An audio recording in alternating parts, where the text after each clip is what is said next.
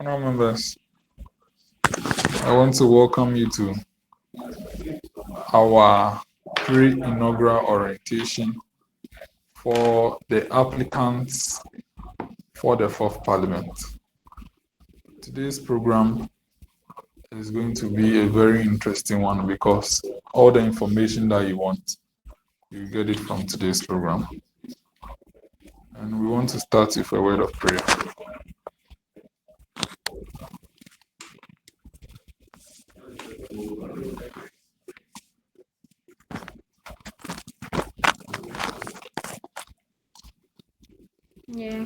Shall we pray? Dear God, guide our discussion and decision. Grant us wisdom, understanding, and unity. Bless our time together. Amen.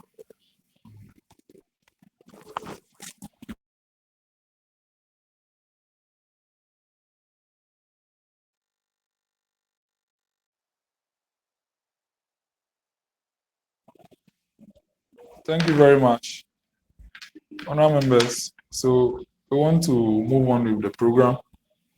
Today's program, as I told you, is going to be interesting. So I want to welcome all of you. I'm Amegashie-Viglo. I'm the Executive Director of Youth Impact Movement and also currently the Speaker of Parliament. And today we want to orient our applicants on what we do so that you'll be well informed before the day of your inauguration. The video playing is the inauguration done for the 3rd Parliament. That was held on Saturday, the 12th August 2023. This year to be held Saturday, 10th August 2024. For today's program, we'll be having a presentation by Ms. Gloria on the profile of Youth Impact Movement. Then after that, we'll have a presentation by the Deputy Executive Director in charge of Parliamentary Affairs on parliamentary procedures. Then after that, I'll make my presentation on Youth Impact Parliament, what we are going to do that day, the rules of engagement, and any other information that you need to know as applicants for the office you are seeking for. So that's the entire program lineup for the day. And as of now, not to waste much time, I'd like us to start with the first presentation.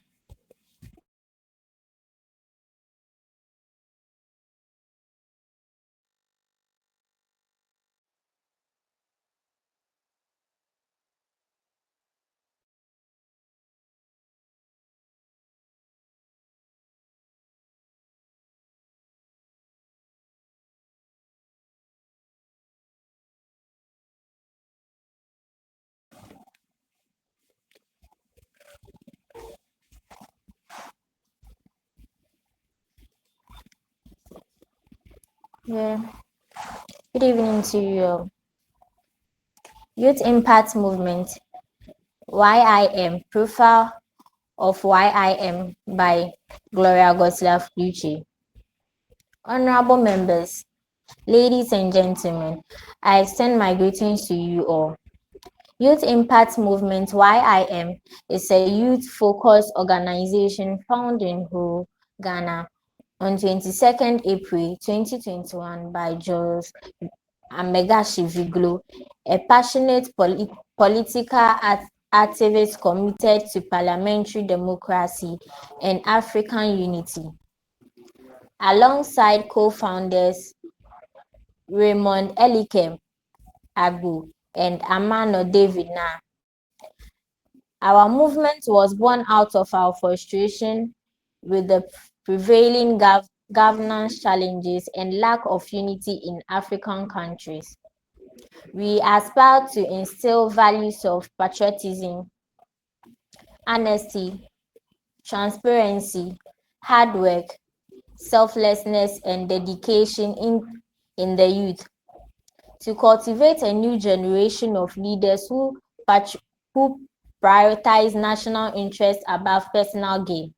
Through collaborative participatory democracy, we aim to address the challenges hindering good governance and African unity by empowering young leaders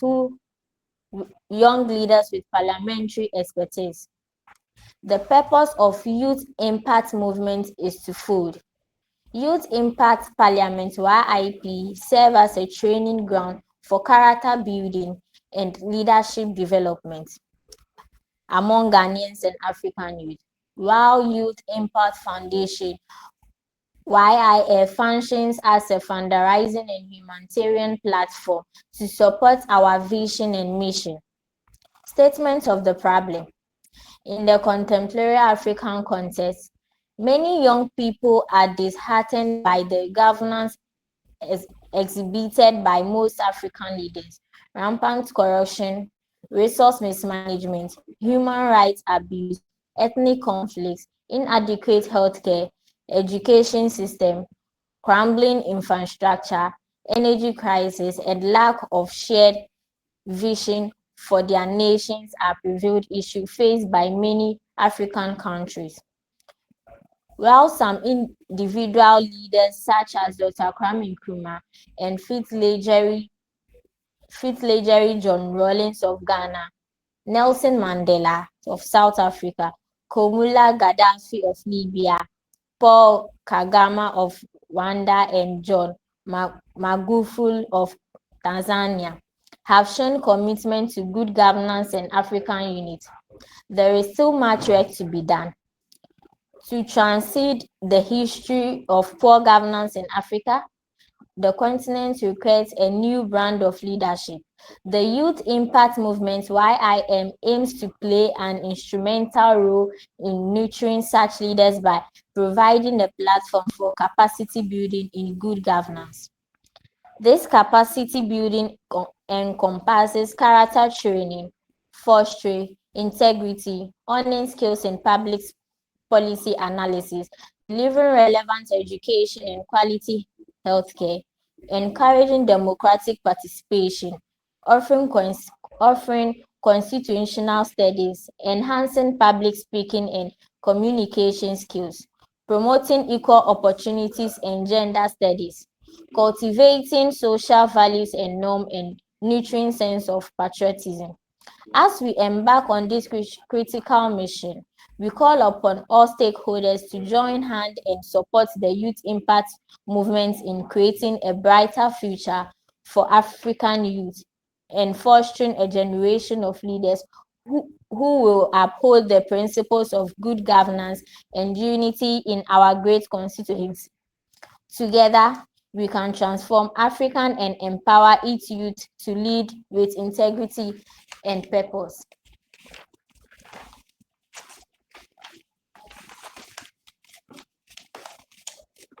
Vision of the movement. Youth Impact Movement (YIM) aspires to evolve into a distinguished virtual youth Pan-African Parliament through its flagship project, Youth Impact Parliament (YIP). Our primary focus is to impart character training, instill democratic values, and foster a culture of good governance among youth in Africa, with particular emphasis on Ghana. Mission of the movement.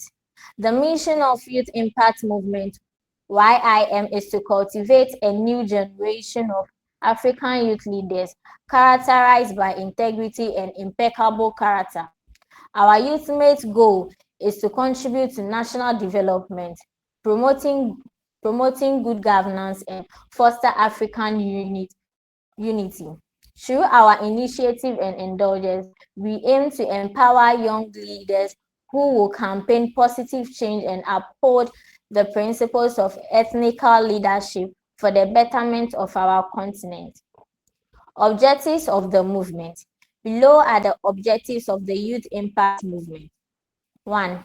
Foster character development by creating an enable environment for the youth to build their character in integrity and selflessness. 2. Promoting democratic youth leadership by creating opportunities for exposure in parliamentary process and procedure. 4. Enhancing the public speaking skills of youth by providing a comprehensive training ground for effective communication and eloquence. Creating leakage with parliamentarians to expand the frontiers of parliamentary knowledge, skills, and attitude among African youth. Promoting humanitarian activities through collaboration with charity organizations and philanthropists. Branches of the movement. Youth Impact Movement, YIM, comprised of two main branches.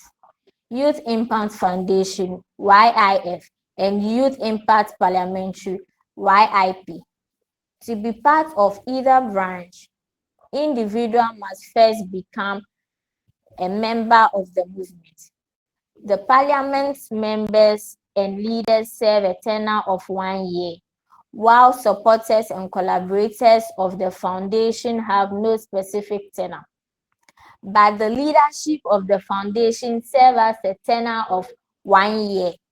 Youth Impact Parliament YIP stand as the flagship project, while the foundation represents the humanitarian aspect of the movement. Social media presence of the movement.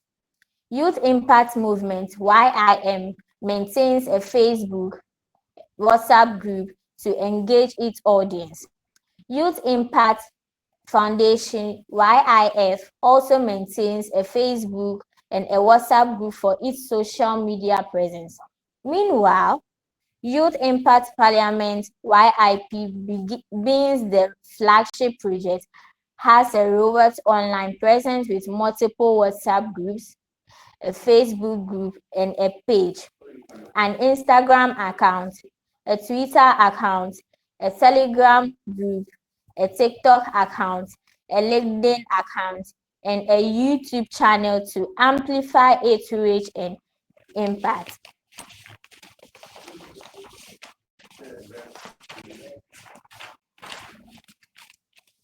Well, furthermore, membership of the movement.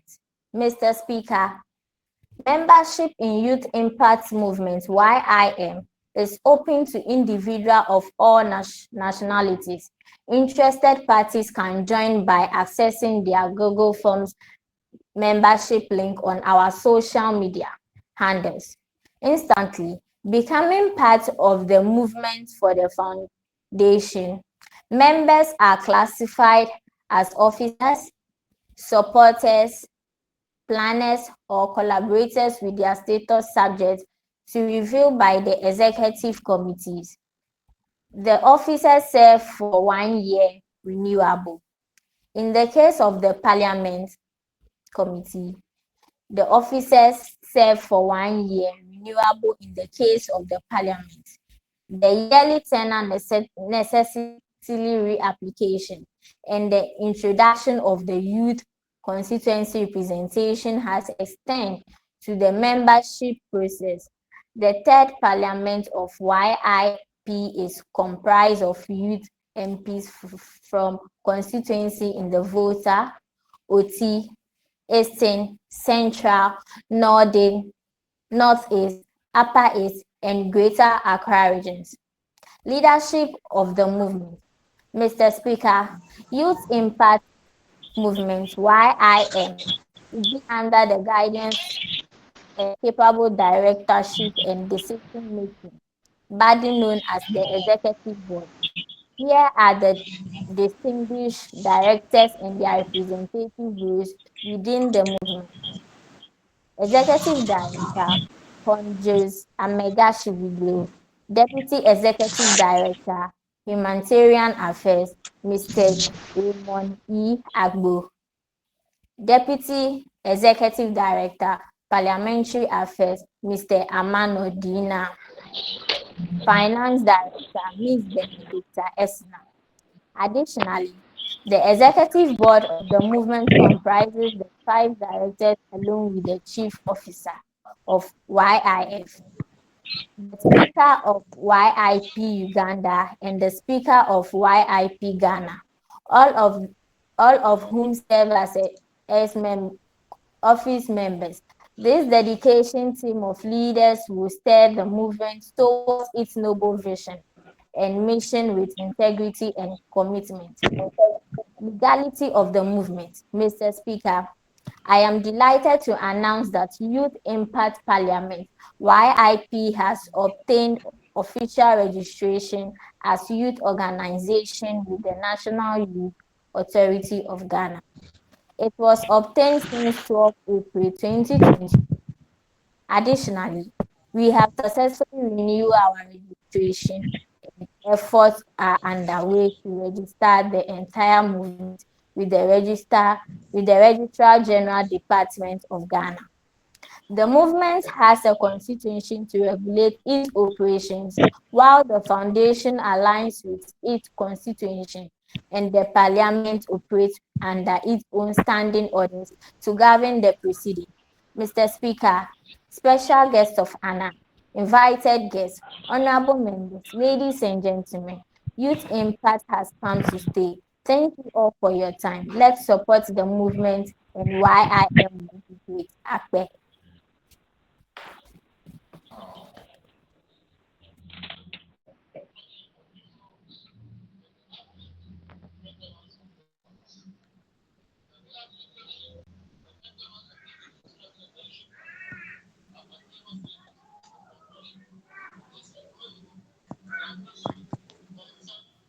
Okay, thank you very much. That was a brilliant presentation by one of our incoming assistant clerks for the new parliament, and I thank her very well for doing that presentation. So, ladies and gentlemen, that presentation basically speaks on who we are as a movement. And when we get to my own presentation, I'll clarify the hierarchical differences for you to understand. So for now, we'll move to the next presentation. My colleague, hello, Isaac, I'm making a comment. Mr. Isaac. Okay. So we'll move to the next presentation. Mr. Amanor, are you ready for your presentation?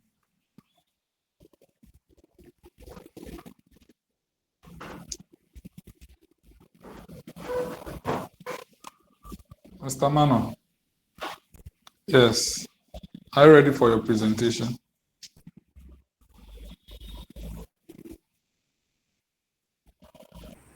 Yes, I'm ready. Okay, so should I present the slides for you or you present from your end? You can present it from your end. Okay.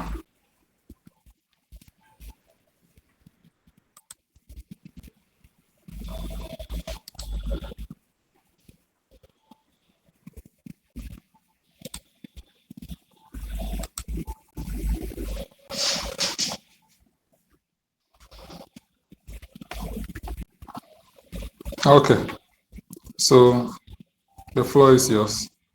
Amanor is currently the Deputy Executive Director of Youth Impact Movement in charge of Parliamentary. He supervises all the 4 chapters of Youth Impact Parliament, including ours. And he's also the Youth MP for Ningu Pram Pram as well.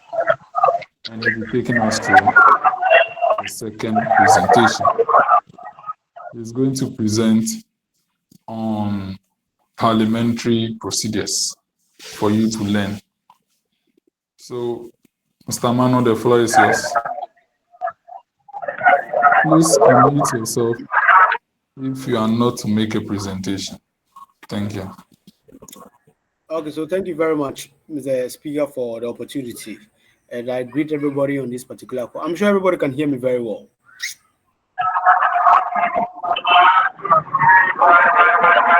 Can everybody hear me well?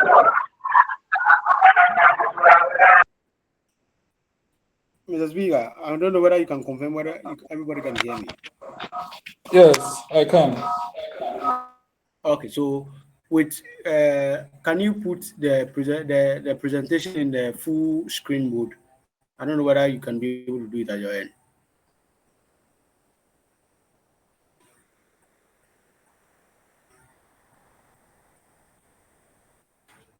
Can you put the presentation into full screen mode, like as in you are presenting? Yes, I could, but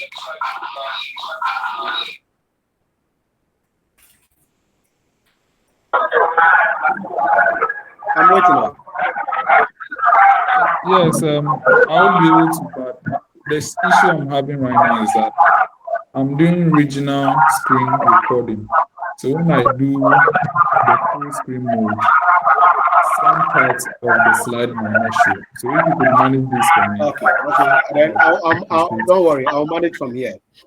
I'll manage from here. So good evening once again to everyone on this particular call, and it's all joy that we have all been gathered here once again. All too soon is another year, and to our honorable members who have been here before, they know how this is done. And to the new members too, all of you are equally welcome. The only thing I can tell you is that you are at the right place. When I say the right place, a place for us to learn, unlearn and relearn, and build connections. I don't know whether probably in the next 5 years, there's someone on this call, maybe, who may sign my $1 or $1 billion deal that will make me become a billionaire. More so, I tell people that what we are doing here at Youth Impact Parliament, some of us may not want to end it just at Youth Impact Parliament, but also to take it on to the national parliamentary space.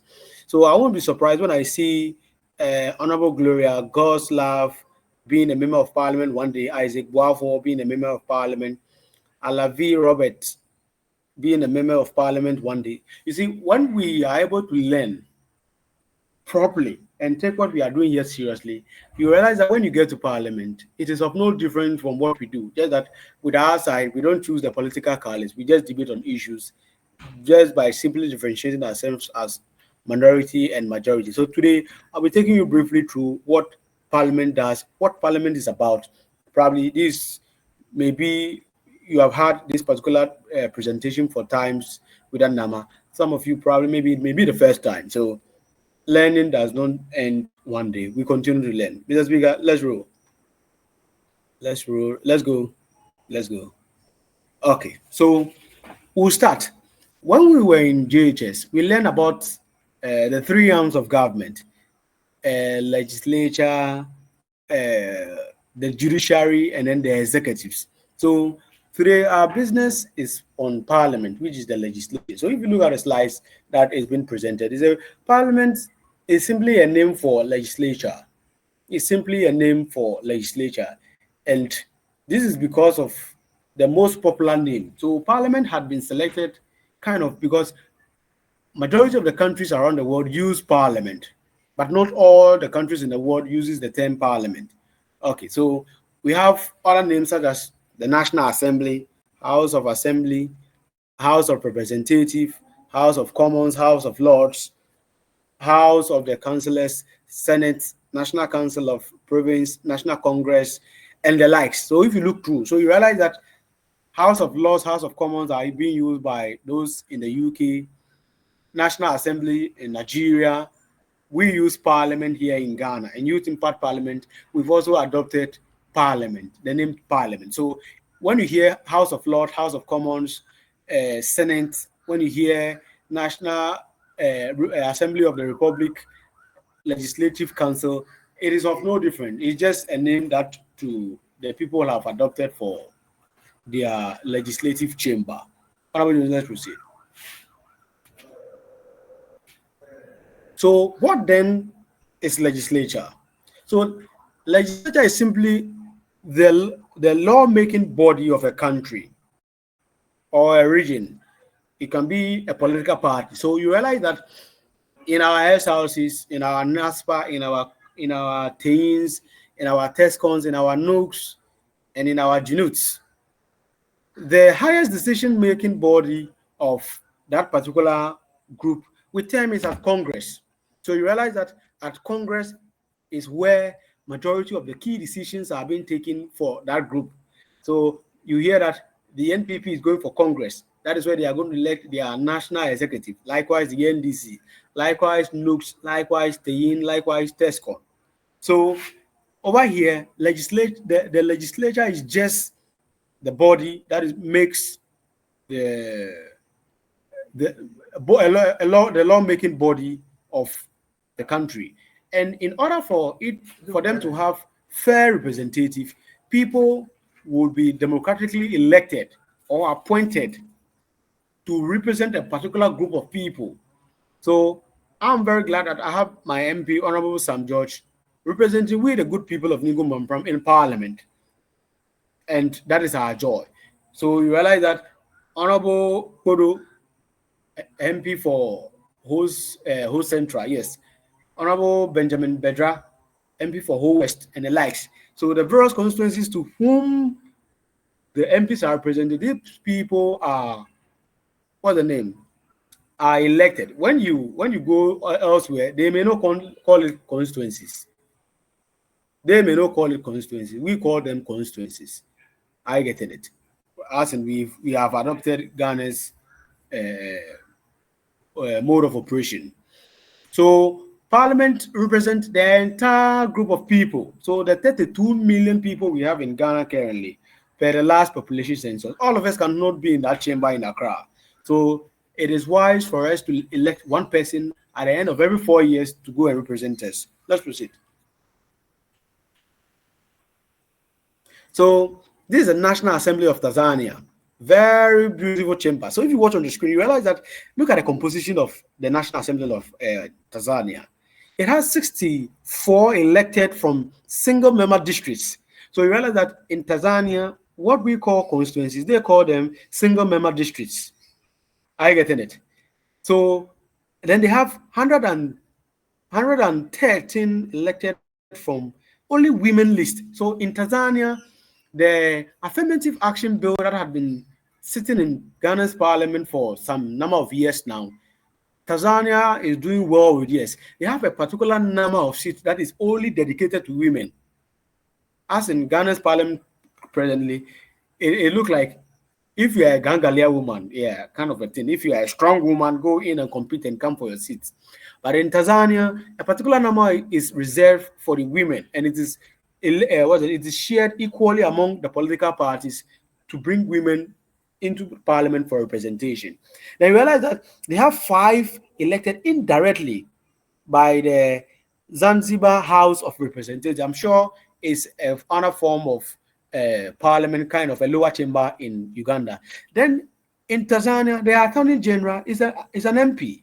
Unlike our end, where the Attorney General, unless he or she is a member of parliament, he or she is not an MP. Then in Tanzania, 10 people are appointed by the president as members of parliament. So this is what the Tanzanians have adopted for themselves. Unlike in our situation, whereby the people have the direct representative in parliament. So you realize that they have a total of 393 members. Let's proceed. So you realize we have House of Representatives in Nigeria. They have 360 members, and then the Senate. So the Senate kind of is the upper chamber where they have few members. The House of Representatives, which we call our parliament, it is the equal representative from all constituencies in Nigeria. So let's proceed. So as I stated earlier, UK uses the House of Commons and the House of Lords. So the House of Commons are in Ghana. They will be parliament. Then the House of Commons, what the Nigerians call Senate, is what the United Kingdom is calling the House of Lords. So you realize that, look at the numbers. They have 650 lords and 700.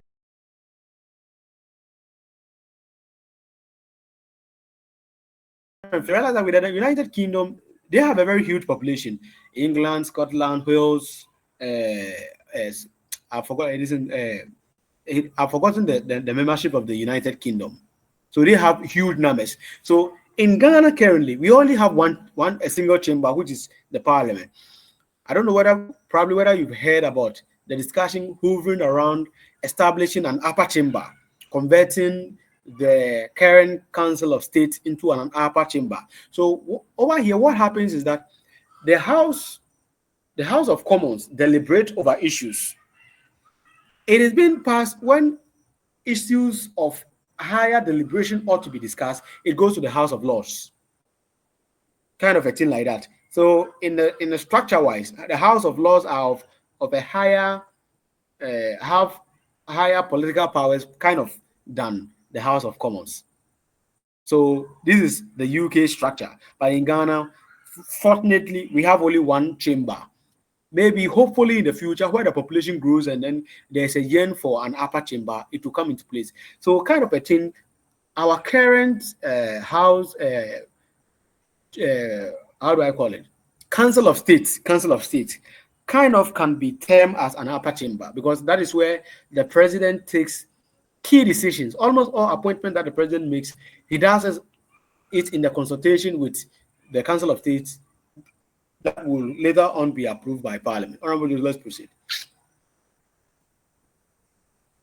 Good. So let's look at the leadership of Parliament and how Parliament tends to operate.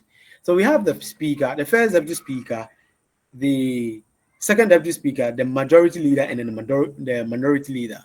So this makes the leadership of the House, of which the Speaker becomes the head. The second Speaker follows, the second Deputy follows, and then the Majority and Minority Leader. So you realize in our Parliament currently, we have Aban Bagwin, an experienced member of Parliament, had been in Parliament for, should I say, 28 years before he had been elected by the people. When I say elected by the people, you should understand, because our collective representative are the ones that elected him.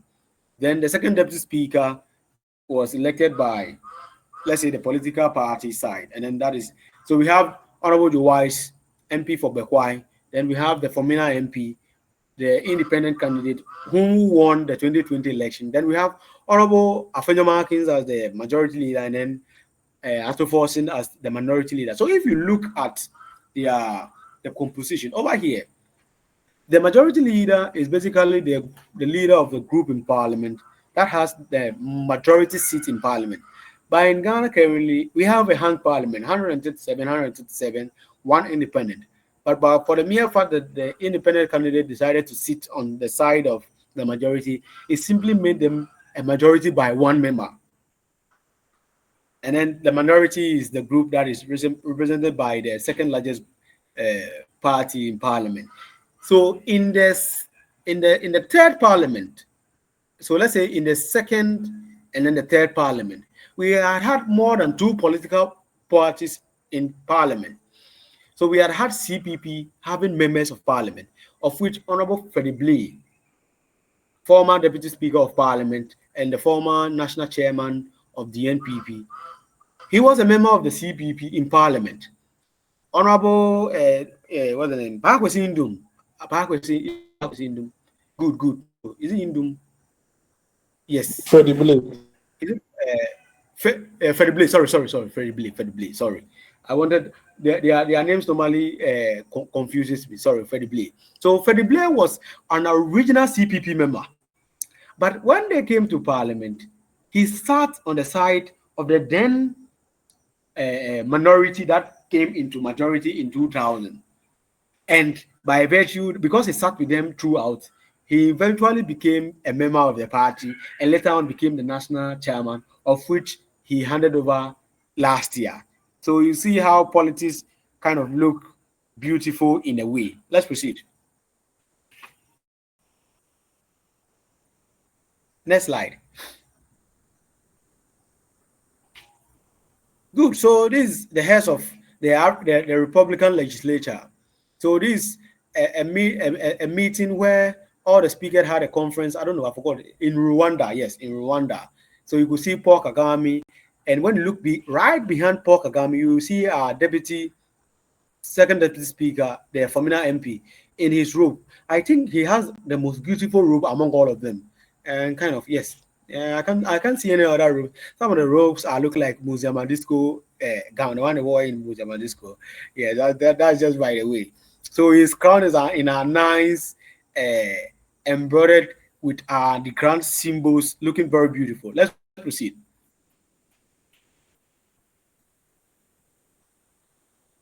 Next slide.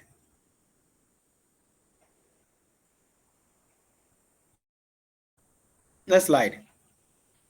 Good. So, what exactly does Parliament do? So, we got to know who is the majority, who are the leadership of Parliament. We got to know the different names to which the legislative is concerned.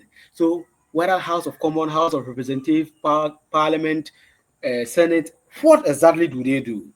So, as is well known, the basic function of Parliament is to make laws. So I don't know whether you people followed the issue of the LGBTQ plus that Honorable St. George championed from, let's say, 3 years ago to where we are currently. And you realize that people were asking him upon the many challenges that his people are facing, is it LGBT that he's to fight? Rules, deplorable rules, no water, schools are in deplorable state and the likes. But if we really want to look as to what MPs does, Honorable Sam George is doing perfectly to why he is elected. But in our Ghanaian politics and having to lure the people in voting for you, we tend to go and make plenty promises, and at the end of the day, they tend to come and be holding our necks. So I remember in 2020 during the COVID, Honorable Sam George held a lot of town hall meetings in the various traditional areas in Pampram and asking them exactly putting across this LGBT thing. So it looked like the constituency supported him in championing that. So in the real case scenario, he is pushing forward a particular issue that the constituency wants him to help him enact. So we sent him to come up with the LGBT thing. And as far as I'm concerned, it is not the responsibility of the MP to construct rules and the likes. His own is to be in Parliament and fight for laws on our behalf. So as the e-levy bill was coming, on behalf of we, he should make a case on our behalf. But aside that, Parliament perform this other 4 rules, which is the financial control. Parliament has the financial control of the entire country. There will be no expenditure lineup by the executive that Parliament will not approve before that particular expenditure will be undertaken. So you realize that you hear in the news that Parliament had approved a loan facility of $200 and something million for the facilitating of this particular project. That is why today the finance minister went to Parliament with a mid-year budget review, informing Parliament, the MPs, that government want to spend this, government want to do this, government want to do that, government want to do this. Then the MPs will sit down and do debate. This is good, let's add this, let's don't add this. After that, then they'll come and sit and do the appropriation. That, oh yes, 5% is going to common fund, this is going here, debt fund is taking this, the stabilization fund will take this. So the financial control, the actual financial control, so let's say the controllers of our finances in the country is being controlled by Parliament. But most often, because there is majority and minority, even when issues of national interest come up, of which maybe the people are not too much in favor, we normally use the annames to pass it into law. And we had similar issue with the e-levy and the likes. Then Parliament plays an oversight role of government and the citizens.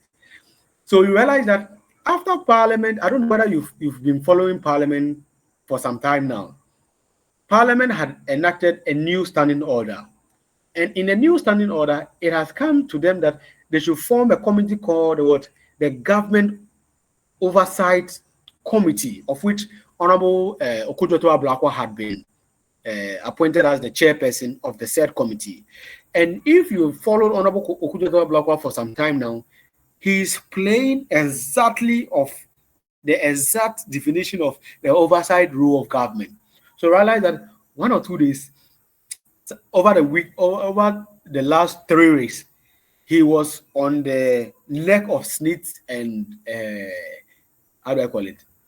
Rock City. Good, because he's playing oversight role, ensuring that Snit will not divert those 60% shares they want in their hotels, kind of a thing, to a private entity or a politically exposed person, Honorable Brian Achapon. So you realize that aside Honorable Okudzoto-Ablakwa, the 273 MPs are not playing the oversight role. They do play, but probably in a group form. But Honorable Okudzoto-Ablakwa is the person who has singled himself out and said, government, he will make sure that he may expose government's dealings that probably are not too transparent, but that will go forward to whether it is true or it is not true. But one way or the other, he's been able to attain certain results from what he has been doing, and I'm sure everybody is liking him for that particular thing he's doing. And we only pray that he only continues, should it happen that the NDC wins power in the future, that he should continue with that. Then Parliament plays what? The representational forum. So it is Parliament's the Parliament's responsibility to play the representational forum in a way that, as I explained earlier, Honorable Sam George's scenario. So that is what Parliament also does. Then the deliberative function. Parliament function. So you realize that, I don't know whether during the COVID 2021, Parliament held a lot of town hall meetings in the various regions, and even last year, Parliament equally held a lot of town hall meetings prior to the 30th anniversary of Parliament. I don't know whether any of us, of which Youth Impact Parliament, we were at one of the debates last year, which we won the debate. I think we should clap for ourselves. We won the debate last year as far as that particular town hall meeting Parliament is concerned. So aside the lawmaking functionality of Parliament, Parliament also plays this particular 4 roles. So as youth MPs, it is equally our responsibility to equally look at this. Let's proceed.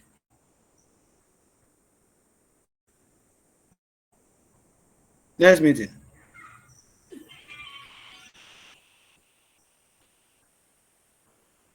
So this is Ghana's chamber, beautifully designed chamber with all our national symbols representing there. So last year, Youth Impact Parliament, we visited Parliament and sat in the public gallery and how do I call it? We observed the proceedings, and after that, Speaker acknowledged our presence in Parliament. So we are not small. We are big people. Among all the youth parliaments in Ghana, we are the biggest. We are the biggest and most viable. Let's proceed.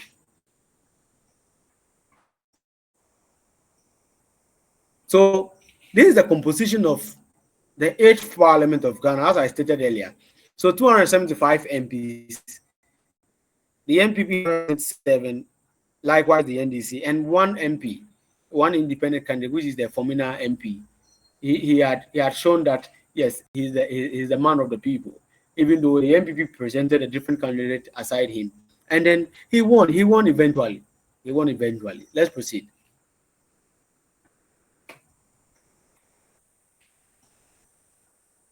Next slide. So these are the regional distribution of the seats. So we realize that Ahafo region has 6 seats. Ashanti region having the highest number of seats, which is 47. 12 are in Bono, 11 is in Bono East. 23 of the seats are in Central region. 33 is in the Eastern region. 34 is in the Greater Accra. 6 is in the Northeast. 18 in the Northern region. 8 in the OT. 7 in Savannah. 15 in Upper East, 11 in Upper West, 17 in Western region and 9 in Western North. Let's proceed. Next slide.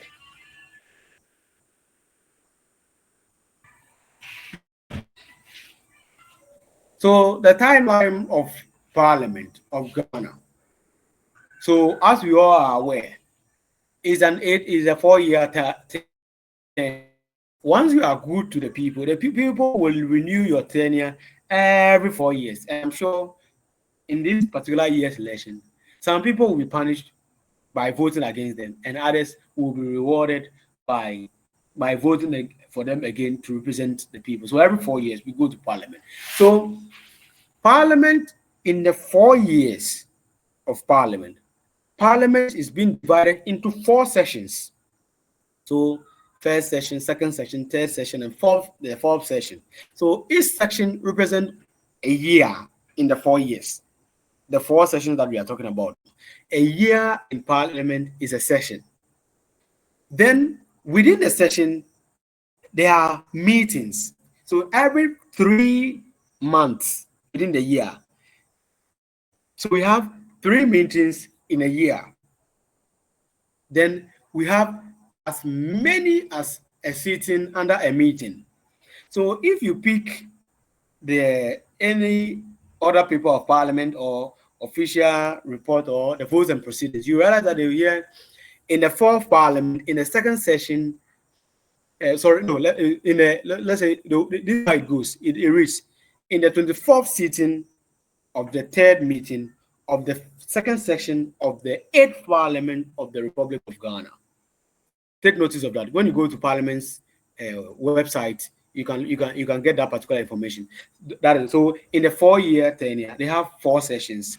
They have 3 meetings, and then as many sittings Parliament can hold. So you realize that you hear Parliament is on recess. I don't know whether you've heard about that particular word before. So after every 3 months, they go on recess. After every 3 months, they go on recess. So I know the calendar. So I'm sure it starts from January, February, March, April. They are on break. Then they resume in May, June, July. So August, they'll go on break.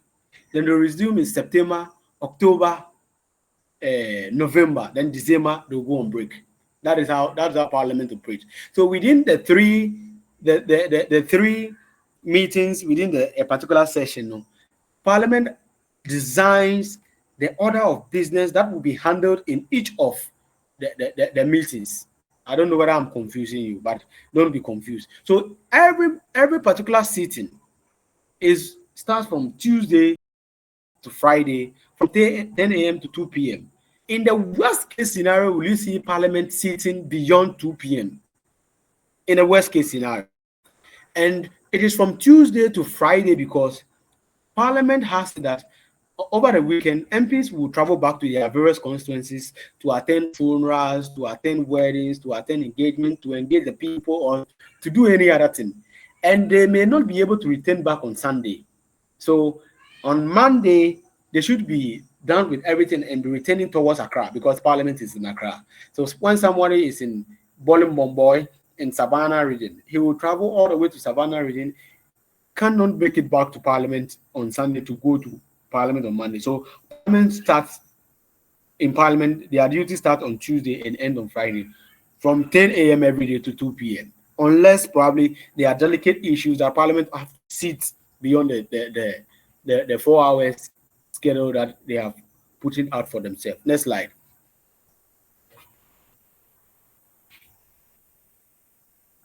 So parliamentary procedures. Let's proceed. Next slide.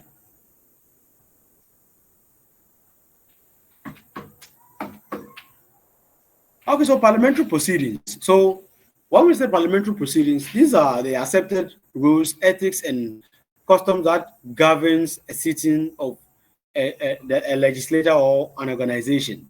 So the objective is to allow deliberation upon question of interest to the organization and for all of us to come to a unanimous conclusion or find a long-lasting solution to the problem. So organizations that are governed by themselves follow the parliamentary proceedings. So realize that when we go for sittings or normal meetings that are not parliamentary, realize that they ask, can an honorable member, can anybody move for this sitting to come to a close? Then you hear, I move, I second. Yes, these are parliamentary proceedings. I don't know what. Can you back the Abu Muhammad? Can you stop your? Please, will you project back for me?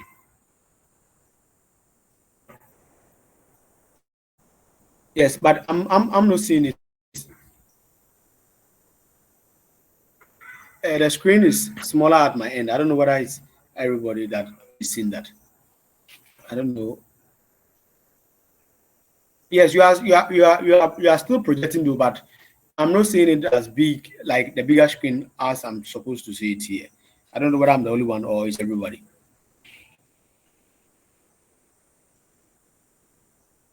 Yeah, maybe rotate your screen. No, I'm using the laptop.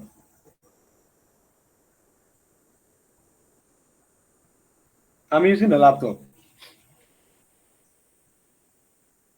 So after Honorable Mohammed had projected the screen, it looks like he has taken yours off the center. I don't know. So I don't know whether you stop the presentation and restart.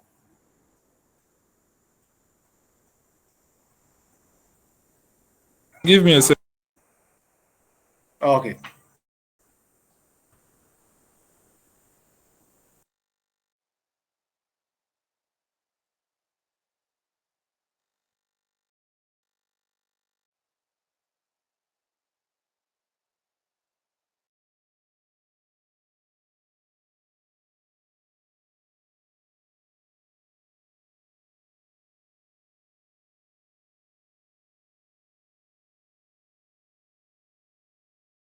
Let's clap for Honorable Jones. Let's clap for Honorable Jones. Let's clap for Honorable Jones.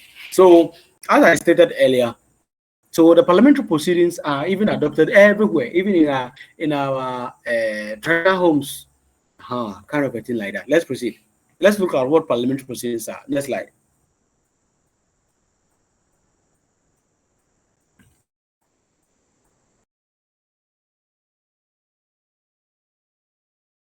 Next slide. Okay, so we look at motions. Motions. So in parliamentary proceedings, so the way we go to Madam and ask, Madam, please, may I go out to urinate? As we call permission, put out a particular conversation to someone. In Parliament, it is called a motion. So that is the formal proposal by a member of Parliament to the House for certain actions to be taken. So such motions, they can be specific or it can be procedural.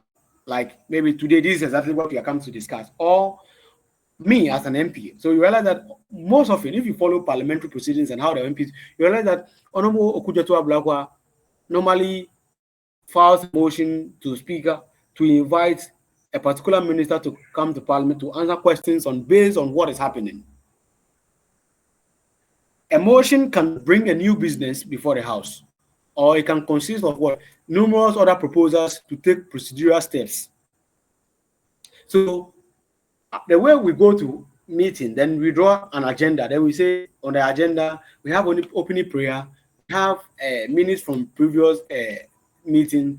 Then we look at how to cook banku. Then so all those things that are put on it are motions. Those are procedural. We are following the procedure. Then going into the meeting, we can come up with another form of discussion that no, we don't want banku. The banku that is already even on the agenda we don't want it. We want rice. So in that particular instance, you are introducing a new motion onto the floor for the liberation. So when the matter is procedural, that is what we put on the order paper. So what we call in our meetings as agenda. What is the agenda for the meeting? Public printed agenda. In Parliament, it's being called an order paper. And Youth Impact Parliament, we have adopted that. Let's proceed. Yes, so emotion one is debatable. So when I say we want rice, it does not automatically mean that everybody will accept that we want rice. We will debate it. So that is why you realize on the floor of parliament, when issue come up, you realize that yes, this person is saying this person is saying that, this person is debatable. Emotion is amendable. You can amend the motion. So I say, I want us to eat rice instead of bangkun that we wanted earlier. We can amend that particular motion that I'm putting through so that instead of rice, it cannot be just rice. Maybe let's be specific. We want jollof rice, or we want rice and contour stew, or we want rice and tomato stew, or we want rice and a gushy stew. So the motion can be amendable. Before the motion can be changed, it requires a majority vote, and more than half of the vote must be cast. So the fact that I said we want rice, that not automatically means that everybody will accept it. Somebody will debate me that the rice that we don't want the rice, we will still want bangun. If we still proceed with rice, the rice motion can be amended that no, we don't just want rice, but we want rice and shito, rice and konto, rice jollof, or amamo and fried egg. So in order for us to be able to arrive on what exactly we want, we must vote. That's why here majority carries the vote. Yes, majority carries the vote. Majority, so there's a saying that majority has their way and minority has their say. Minority they will say whatever they want. By the end of the day, when majority votes, they will have their one another appointed the ministers. The NDC has it that they are not going to approve certain ministers. Honorable Kujatua Blakwa, Honorable Kojompong Kruma, my auntie Hawa Kumsin, seems a great minister and those people. But the minority had their way, they had their say. They said a lot of things when the vote were casted. Majority had their way at the end of the day. So majority always carries the vote in parliamentary proceedings, and that is the beauty of democracy. And that is why at the end of the day, when we go to the 7th December poll, a majority of people vote that Mahama, hey, we want Mahama to be our president. Nobody else can say that Mahama shouldn't be our president. When majority votes that Mahama to be our president, nobody else can say that majority. And we the GUM members, we the GUM, yes, we belong to the GUM political party. So also hopeful that majority of people will vote for us to come to power. The next slide.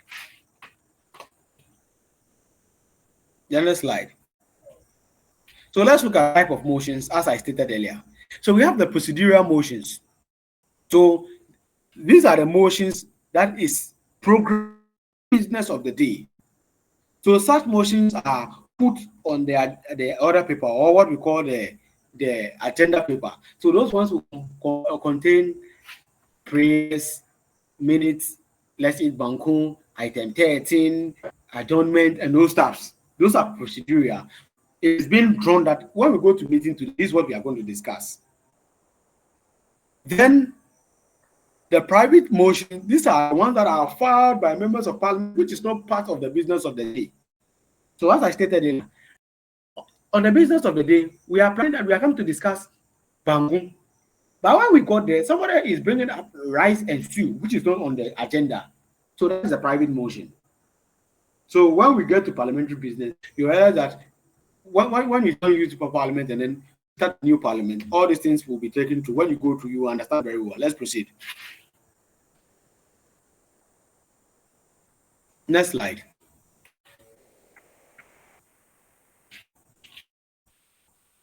So voting in parliament, voting in the house.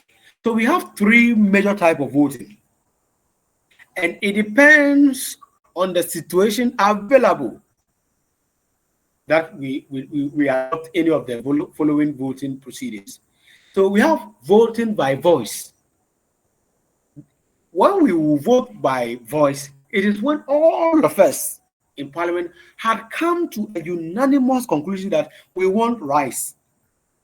Then you hear the Speaker of Parliament, honorable members, the motion for the cooking of rice and kutum stew had been moved and seconded. All honorable members in favor say aye. All those notifications, then you hear plenty people shouting aye. Then the speaker ruled that the ayes have it. There will be no way the nays will have it in this particular instance because what's the name? It is a motion that we have all agreed on unanimously. So mostly when we go to sittings, the only motions, some motions that can have vote by voice voting is when we want to close. Who doesn't want to close from that meeting and go home? So with that one, we all agree. Now, voting by head count is when we are voting on issues that is not very delicate, like as I stated earlier, an example of the rice, the jollof rice, and the rice and contemporary. So right now we are torn between two options, and we don't know which one to choose at the end of the day because there are two sides of the issue. In this particular instance, we have to vote by head count. So we count all people who want jollof rice move to one side. All people who want rice and contemporary move to one side. Then we'll count contemporary people 1, 2, 3, 4, 5, 6, 7, 8, 9, 10. Then we come jollof rice people 1, 2, 3, 4, 5, 6, 7. So depending on which group of people have the highest number at the end of the day, they carry. So you know mostly go everybody who eats rice and contemporary because majority carries the vote at the end of the day. Then we have voting by secret ballot. Secret ballot comes in when we are deliberating a very delicate issue, like an impeachment, of which I don't want to be victimized. We don't know who voted for what, and we don't know who voted for what. So voting will come by secret ballot, like what we do normally on 7th December in Ghana. I go to the ballot box, I take my ballot paper, I can print. I vote for yes or no.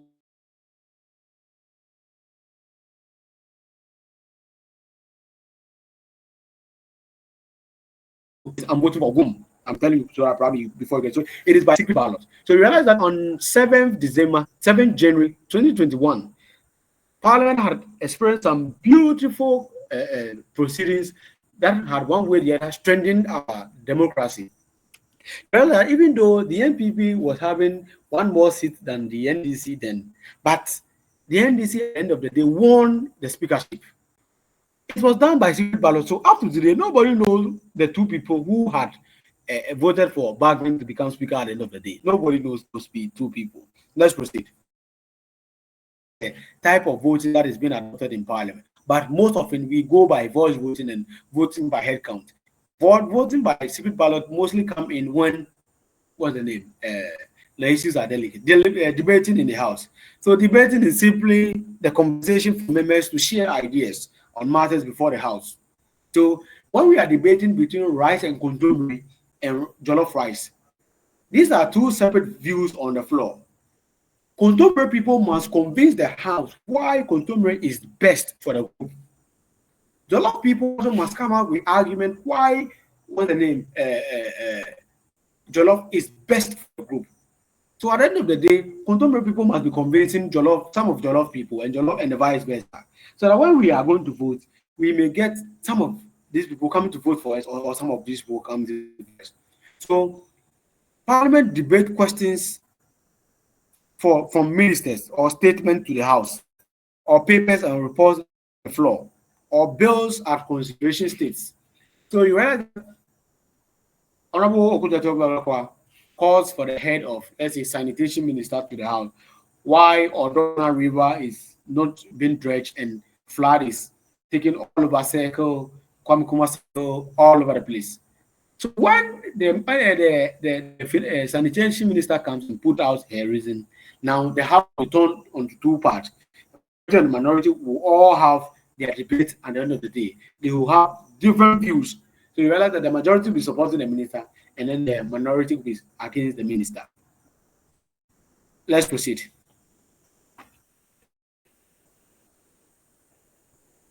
Next slide.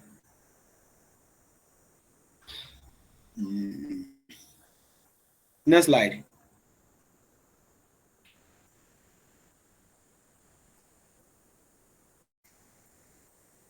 Please, next slide.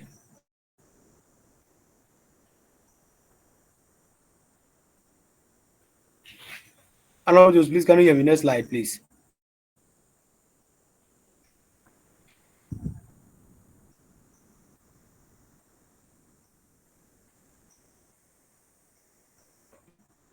I don't know whether Honorable Jones can hear me. Can anybody else hear me aside Honorable Jones?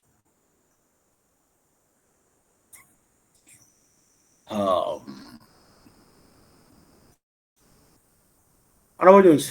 Yeah, can't you see the next slide? No. It has not changed at my end.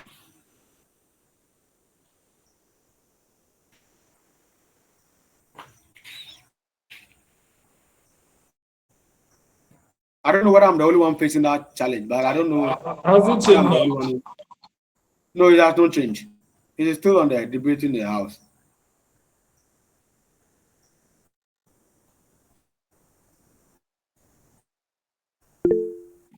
I'm coming. Okay.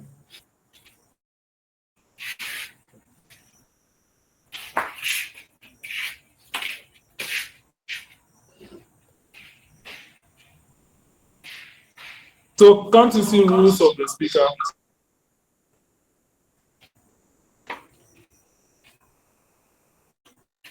No, it is still debating in the House. Amanor, can you see the rulings of the speaker? No, I'm still seeing debating in the House. I'm seeing rulings of the speaker. You are seeing Rulings of the speaker.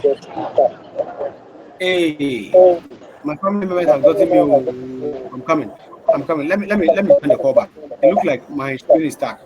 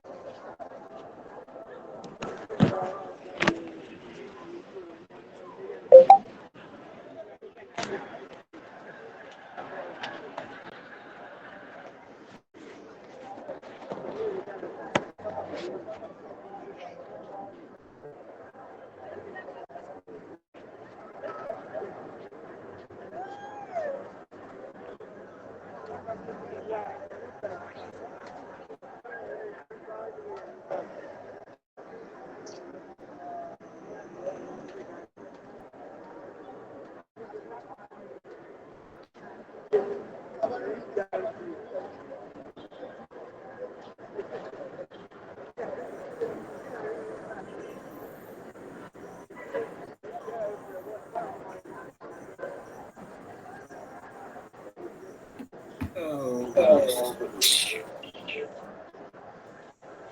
Yeah, Amanor, can you see the slide?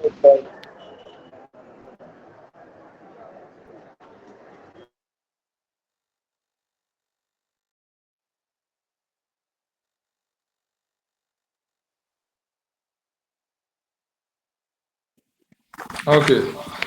In the worst case scenario, I'll just continue his presentation. So let's give him just 1 minute to see if we'll be able to see what we are seeing.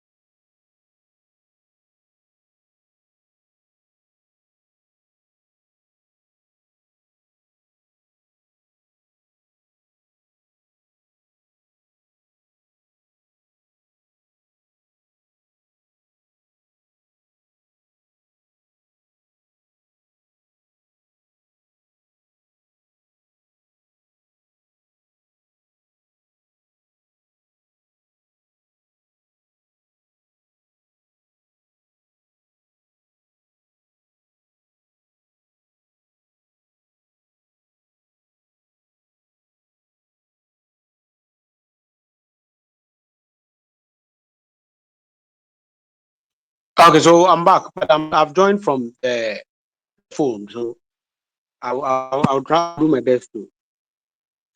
Fantastic. Is that Fantastic. for? Yeah, so proceed. Yes. Okay. So let's proceed. So I'll do my best to use the phone. My laptop has gone blank. I can't see the presentation, even though you are presenting.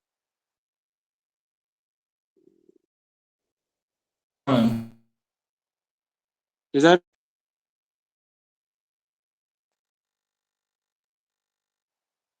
I can't see the presentation though. I'm coming. Let me resume. Let me just mute.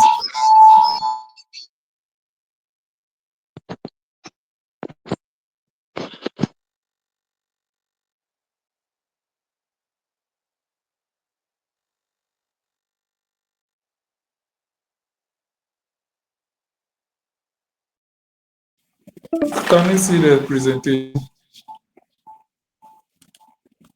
Oh, unfortunately, I'm equally having issue sharing. You It have issue appears with it? someone switches away just wants to affect us. Okay, then I think we've done majority of the what's the name, the presentation. So I don't know whether you just continue by word of mouth so that we take it from there. Yeah, I can do so. Okay. So you give your conclusion and then I'll continue and then finish up the entire presentation. So sorry, unfortunately, we are having issue with our data connection and then our screen sharing. So we may not be able to proceed with the sharing of the screen to end the presentation. But basically, what we've done basically is how Parliament operates on the surface. When you come to Youth Impact Parliament, God willing, from the 10th of August, you get to have the real time feeling of how Parliament tends to operate. So I'm glad we are all here, especially the new members that we are getting on board. You should put your energy into it. It is a voluntary something that we may not be paid in physical cash, but we will be paid in knowledge and experience. We will be paid in creating connections. We will be paid in getting people that are way ahead of us, that we may get them at the silver platter to help us, how do I call it, learn and unlearn from them. So I thank you all for this opportunity. Honorable, over to you.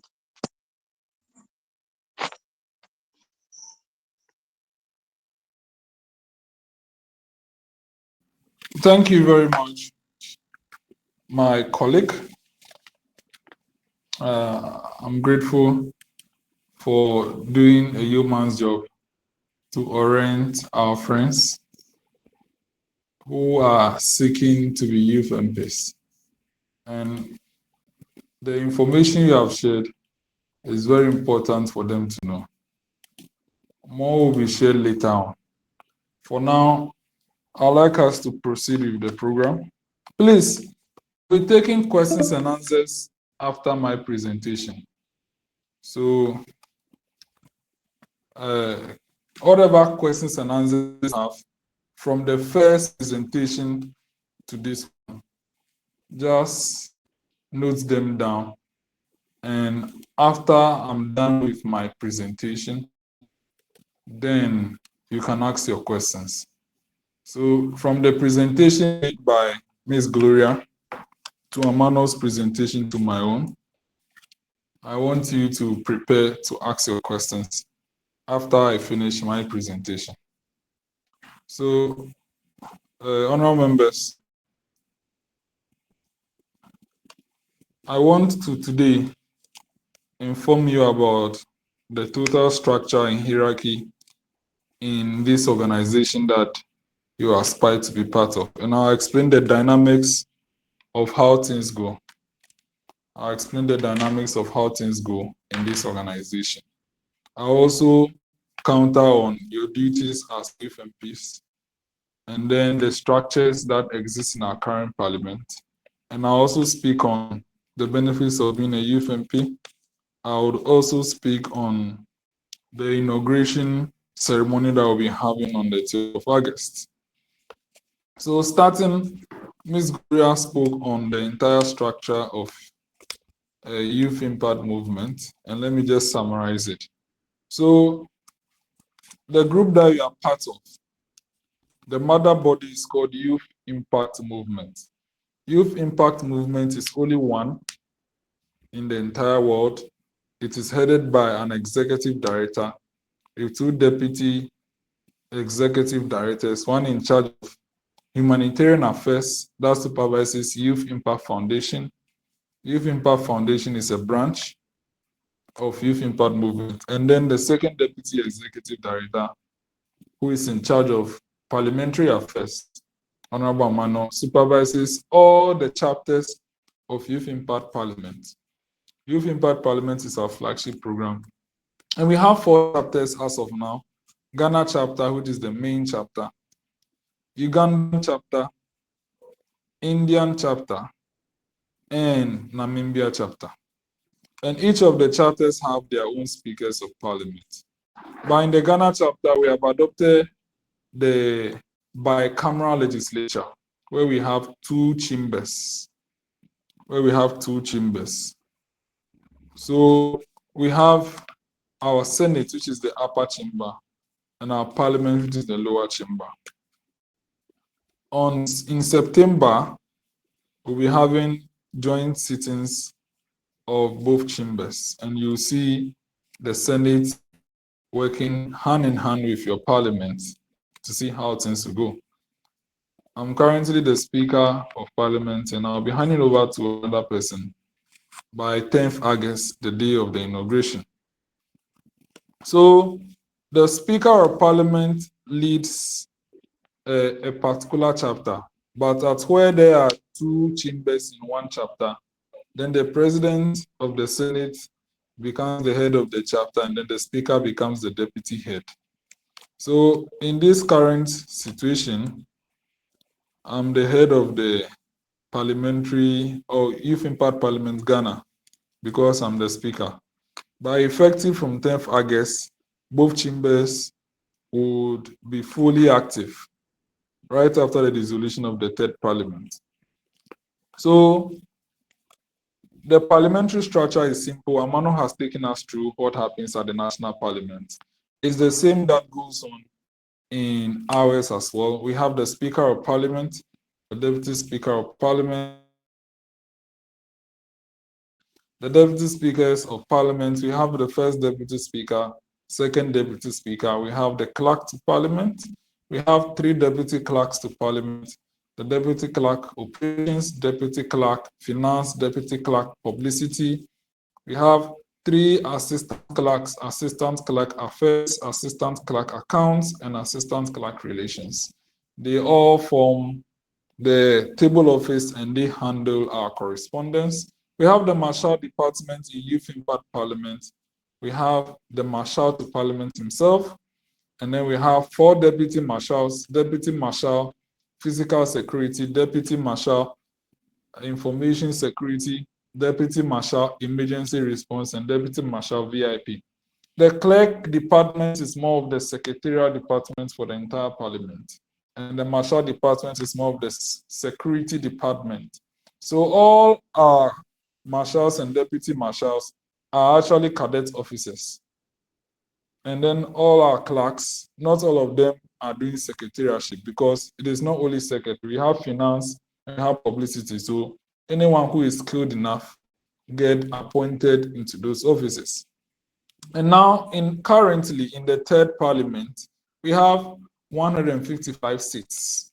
But in the 4th Parliament, we have increased the number of seats to 220. And in the 5th Parliament, all seats in the Republic of Ghana will be covered. Someone have been asking, why are we doing it that way? We are doing it in that way because this is a growing organization. And we are not so much interested in starting big. The organization has to start small and then along the line expand. So this is our growth process, and you need to appreciate the fact that we are taking things within our capacity. By the time we form the 5th Parliament, we would have the full capacity to accommodate 275 youth MPs. And that is how we'll be able to run them. So currently, we have 220 seats. Please, you ask your questions after I'm done with my presentation. So please note them down. And when I'm done with my presentation, then you ask questions from the first presentation, second to now. So currently, the 220 seats that are going to be inaugurated on 10th August, we have Volta, Oti, Greater Accra, Eastern, Central, Ashanti, Bono East, Ahafo, and I'm sure Upper West. So it's just left with, I'm sure, 4 regions that will be added in the next parliament. So if you don't find your constituency, just apply for any other vacant constituency.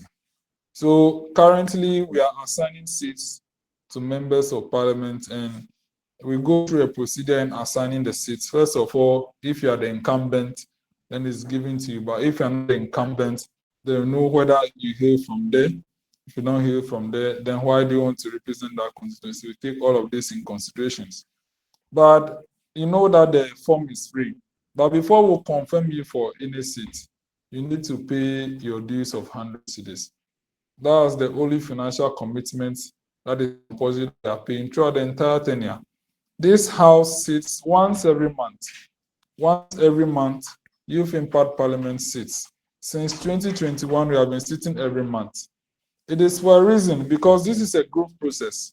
And if you don't have the opportunity to practice what we teach you, then how are you going to benefit from this entire experience?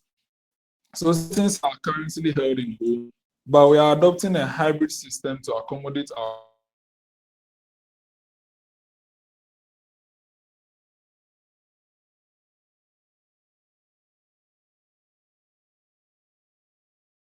so that even if you don't come for any physical sitting, when we hold the virtual sittings, present yourself and then you're good to go.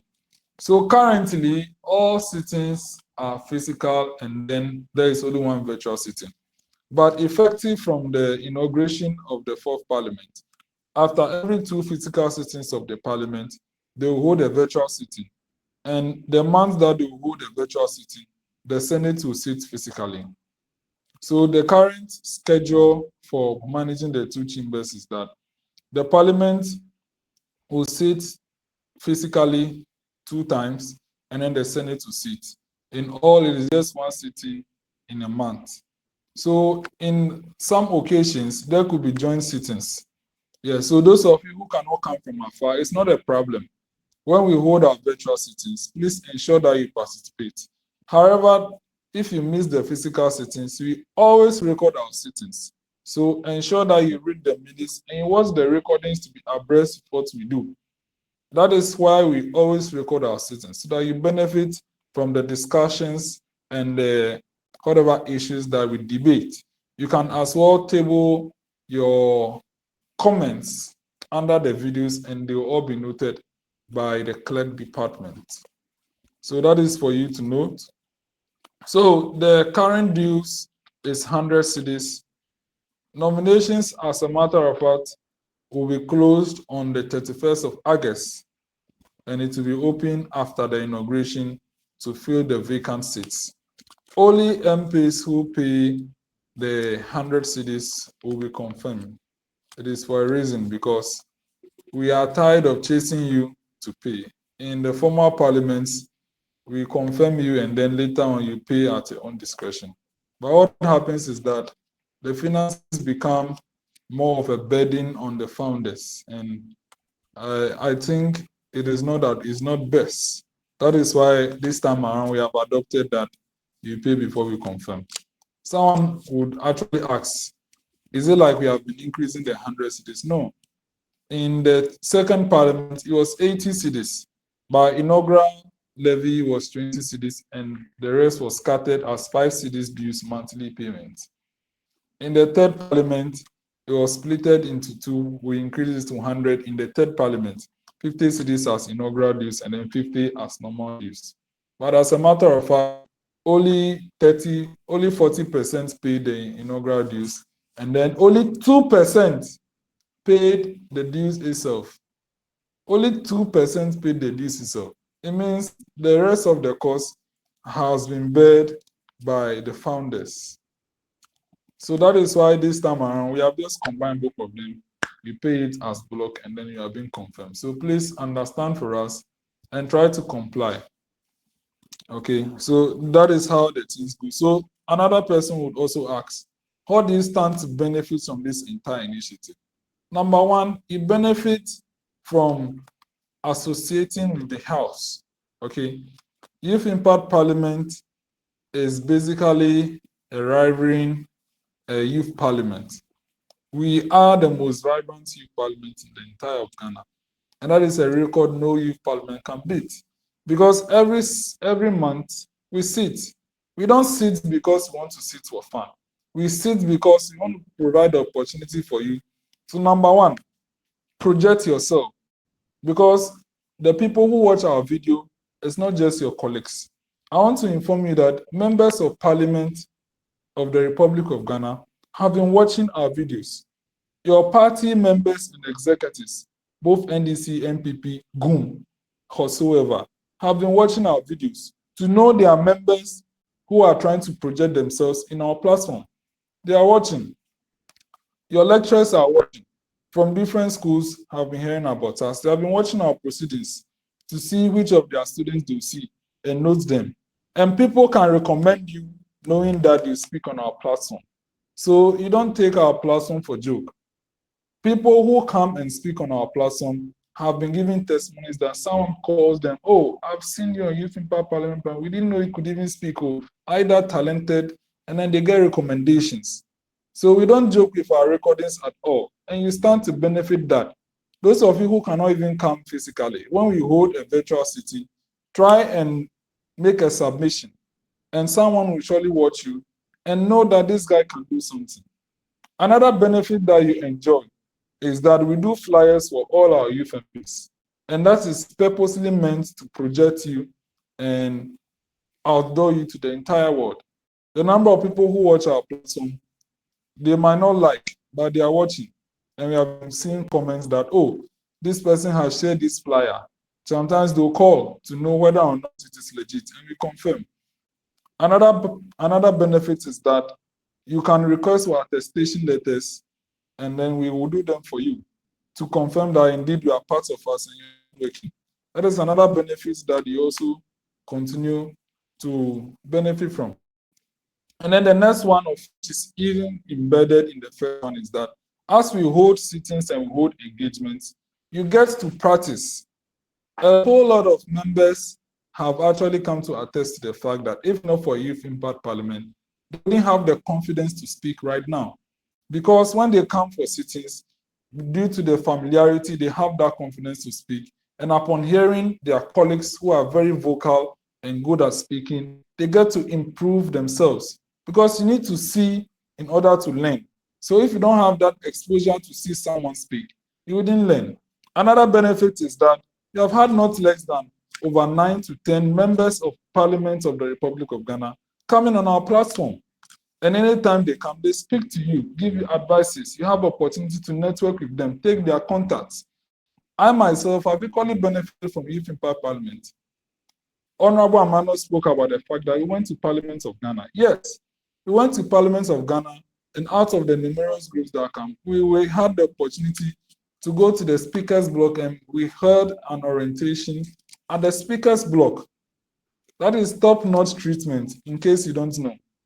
And when we went to Parliament of Ghana, those of you who have been going, we got acknowledged. And there you have opportunity to associate. So if your member of Parliament is there, you tell them you are associated with Youth Impact Parliament. If they don't seem to remember, just tell them Youth Impact Parliament came on Wednesday, 29th November. And then recall, oh yeah, that youth group. Yes, that youth group that speaker acknowledged. Our names was mentioned 3 times. So our name is in the hands of Parliament of Ghana. So as a matter of fact, they know us. You just need to remind them of us. Okay. So you stand to benefit a lot apart from this.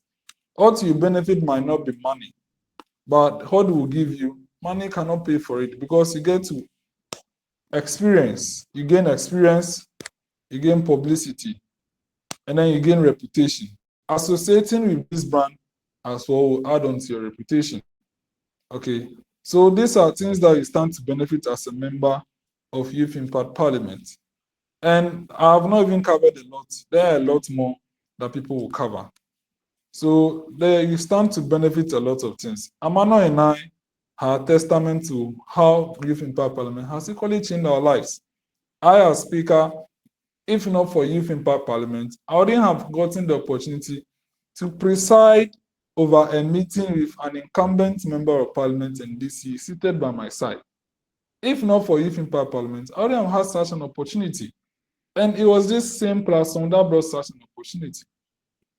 Yeah, so we, as much as possible, do not underestimate. And also to inform you, on the Saturday, 16th of December, we won a debate cup processed and organized by Parliament of the Republic of Ghana in celebration of the 30 years of parliamentary democracy. Youth Impact Parliament won, and that was the second time our name went on that platform again. Even when we went to Parliament, I heard that it was even broadcasted on GTV or one of them. I as of now, I haven't seen that recording, but people have seen and have called that they have seen our group. So this group, you stand to benefit a lot. You see, there is one thing that we do. When we record the proceedings, I encourage members to cut their parts and put it on your platforms to project yourself. We provide the opportunity. It's up to you to use the opportunity to project yourself. Our post letters will be given to you, and we will also do tag for you upon request. The tags are done upon request. You pay for the tag and then we'll do it for you. The tag will put in your name, your position, your committee position and constituency as well. That one is done upon request, but the appointment letter is given to you. So all these are things that you can use to enhance your image. What you need to be doing as youth is to be building our reputation. And that is what we need to do. And people are watching. Some of you will think, oh, on that day, a miracle will happen. The miracle takes place from what you have done, because the Lord says that you need to raise it to your knee and He raised it to your head. So you have an effort to play for miracles to happen in your life. And this platform provides that effort for you. If not for Youth Impact Parliament, some people would not even have that recognition of competency. Because people who watch our videos see that, yes, this person can speak in public, and then they want to give you this appointment or call you to come and do this. From Youth Impact Parliament as well, I've been called on radio on several occasions. I've been called to come and speak at programs. On several occasions, I've been called to come and make presentation on parliamentary procedures, all because of Youth Impact Parliament. And that can as well happen to you. You have to harness the opportunity. So I want to call on all of you who will be confirmed as members of Parliament to harness from this opportunity to equally grow yourself. Because as a matter of fact, we know everyone has an interest. Yes, we know that everyone who is part of us has an interest. So at the end of the day, if you are not able to achieve your goal, which must be in line with our vision and mission, then it means you haven't harnessed the opportunity. So once again, I call on you to gain your confirmations in order to benefit from Youth Impact Parliament.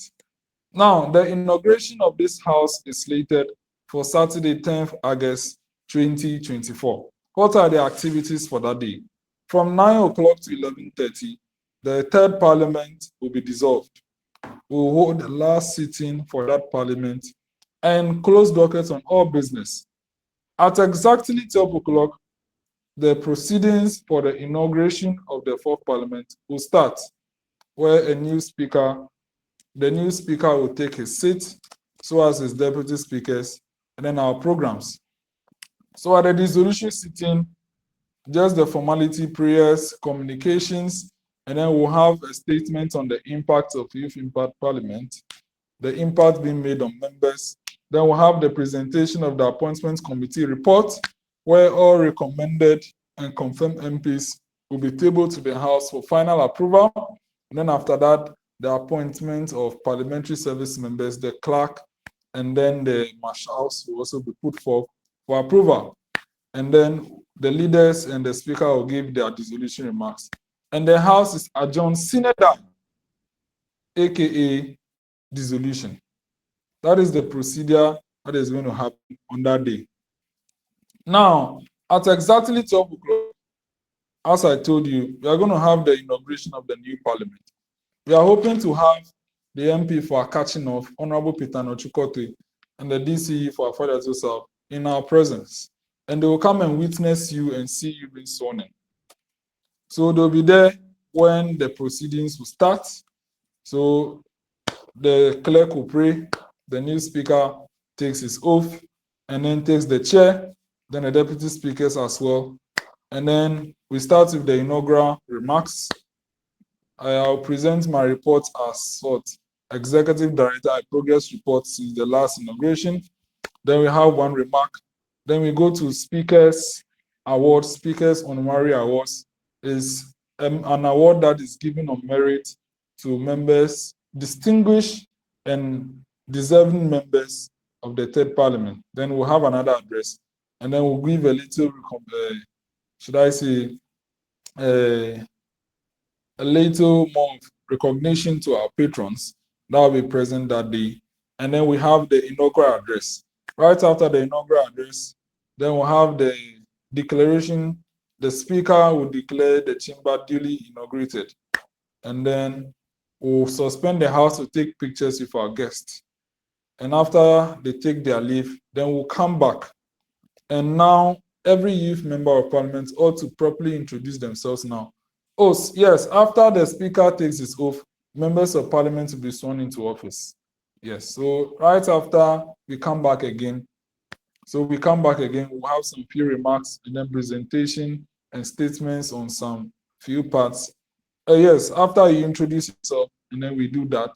Then after we do that, we'll outlaw again the leadership of our groups, and then we'll form the committee on selection. And after we form the committee on selection, vote of thanks, closing remarks, and then we adjourn the House to September. On that day, you'll be served heavy food. We will have to pay for videography, photography, have to pay for a lot of things.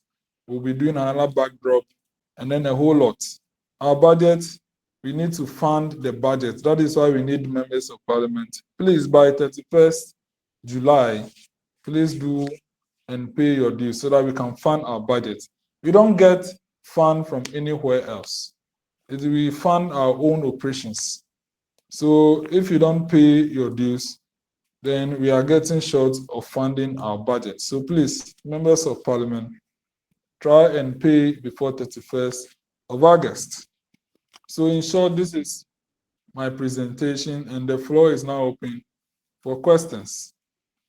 Thank you very much. If you have a question from the first presentation, the second, and the third, please raise your hand and I'll call you to make your presentation.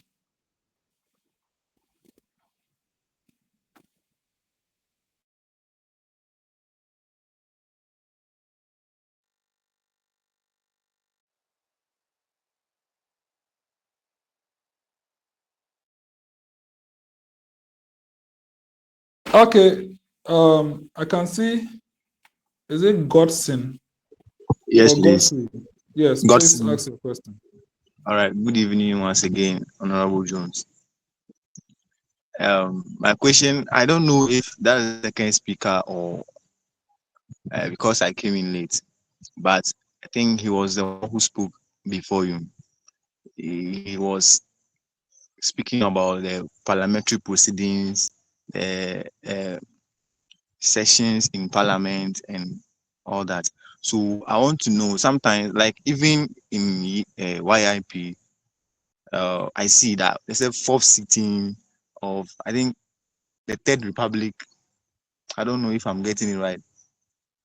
So my question is, We got your question. yeah. So what is? I mean, in in the 4 months that Ghanaian Parliament has taken as one year in Parliament, how do they sit? How do they number it to get that first sitting, the 8th Parliament, 4th sitting, and those I mean, the way they name the sittings. So, in short, if you see today, does that mean today's sitting was the first sitting, and when it comes tomorrow, it becomes second sitting, and the next day become third sitting? Yeah, I think that's it.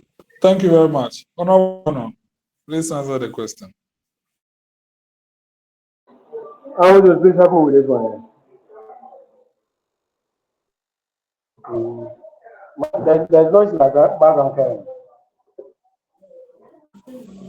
Oh, okay. Do you want me to answer the question for you? Yes. There's noise in the background. Okay, no problem. So, basically, what Amanor spoke of, I would explain again the Parliament of Ghana timeline, and I'll also explain again Youth Impact Parliament timeline. So, indeed, you have been seeing 27th sitting of the 3rd meeting of the 2nd session of the 8th Parliament of the 4th Republic of Ghana. It's a very long trend, so no problem. Let me explain to you. You know, I'm taking it from the top. We are in the 4th Republic. So far as we are in the 4th Republic, the 4th Republic is added to that timeline. We are currently in the 8th Parliament. A parliament lasts for 4 years. So the 8th Parliament is still in session. So the 8th Parliament be added to the tag. Now, every parliamentary year, listen, a parliamentary tenure is 4 years. But in every parliamentary tenure, there is a year. And each year is called a session. So the first session of the 8th Parliament was 2021. The second session of the 8th Parliament was 2022. The third session of the 8th Parliament was 2023. And we are currently in the 4th session. So whatever session that we are in, that session will be written there. Now, in every session, there exist 3 meetings. The first meeting that starts from January to April or March. Then after that, they have 1 month break, and then they continue. Okay, they continue again from May to July. That is the second session. The second meeting in any session. Then the third meeting continues from September to December. Every session has each of these 3 meetings. So the meetings are like a series. The meeting contains series of sittings. Now, a sitting is only dated when they sit on a particular day. That is recognized as a sitting. So today, they held the 27th sitting of the second meeting of the 4th session of the 8th Parliament of the 4th Republic of Ghana. That is the sitting that was held today, and that is the numbering. So that is how they calculate it. So if you know what each of the terminologies stand for, you will be able to trace at which particular time or season that they held that particular sitting.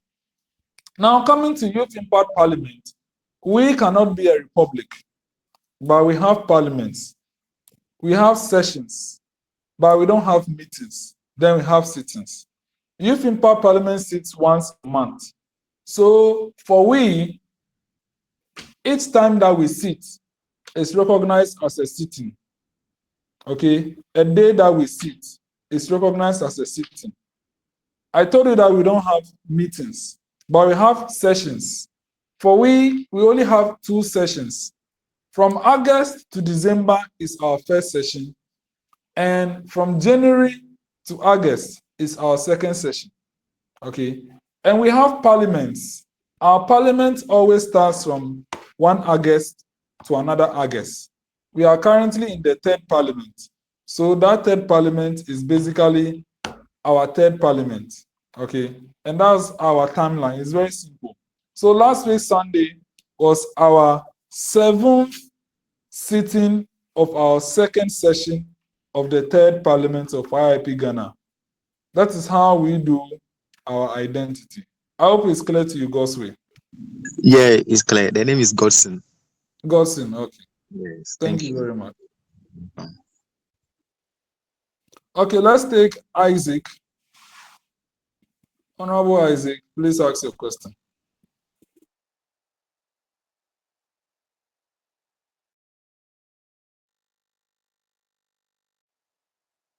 Yes, please unmute yourself and ask your question.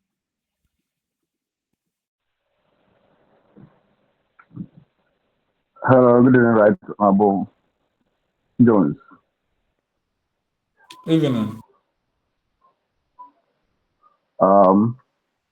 I am Isaac, and I want to commend you. I think we share a common platform on the National Speakers Yeah, we do. Forum, and I could see the zeal and some good of us, the young ones, work. And as you mentioned, built a very good reputation for ourselves to at least be able to embrace future responsibilities as people present themselves. I want to be clear on this with the Youth Impact Parliament. So it means as we have 4-year tenure at the national level, a tenure at the Youth Impact Parliament is only 1 year, right? Yes, yes. Okay. I heard you mentioning in the next or the inauguration of the 4th Parliament, which will be on the 10th of August. There will be a speaker, there will be some leadership appointments and other nominations. Yeah. How is that done? Is it that in our first meeting, there will be a time we will deliberate on maybe getting people to lead the house, or it's done before we even come to sit there? Yes, so for our leadership and our presidents and law, is the executive board that nominates the leadership. However, this leadership are subject to the approval of Parliament. So at the dissolution sitting of the outgoing Parliament, they approve all these nominations. And some nominations can also be changed at the dissolution sitting. This is done so that there can be a smooth ride during the inauguration. Because at the inauguration, we have guests seated. And as much as possible, we need to reach consensus on a lot of things. So we have done that in the first Parliament, the second Parliament, and the third Parliament. The nominations are approved at the dissolution sitting. And then the inaugural sitting, we just follow procedure and then we follow.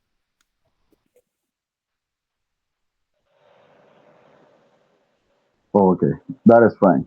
But I want to be clear on this one too. So, if any member of parliament at the Youth Impact Parliament wants to be a member for the next parliament, the 4th Parliament, does it mean a person will have to reapply as the new members date and be assigned a seat or maintain that old seat the person was occupying? Yes, please. So as I stated, this is to groom you. And you know very well that in the Parliament of Ghana, every 4 years. So the same procedure applies. However, you know that when someone is an incumbent, it is easy for him to win the seat again. So when someone is an incumbent and is applying for the same seat, we give it to the person because it is scarcely that you can beat an incumbent MP. But in the case that someone else comes and the person is best fit, that we'll give it to that person. Yes, so it depends. But in most cases, the incumbent is just confirmed. Mm-hmm.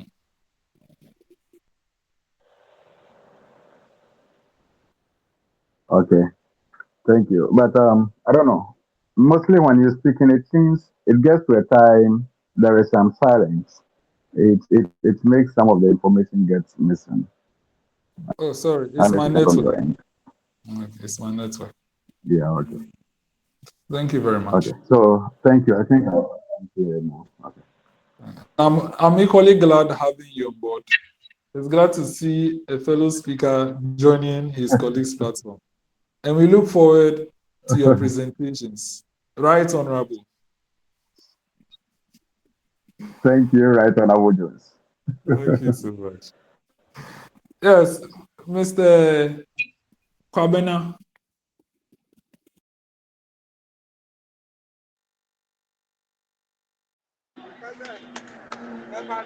Good evening once again, Honorable Jones.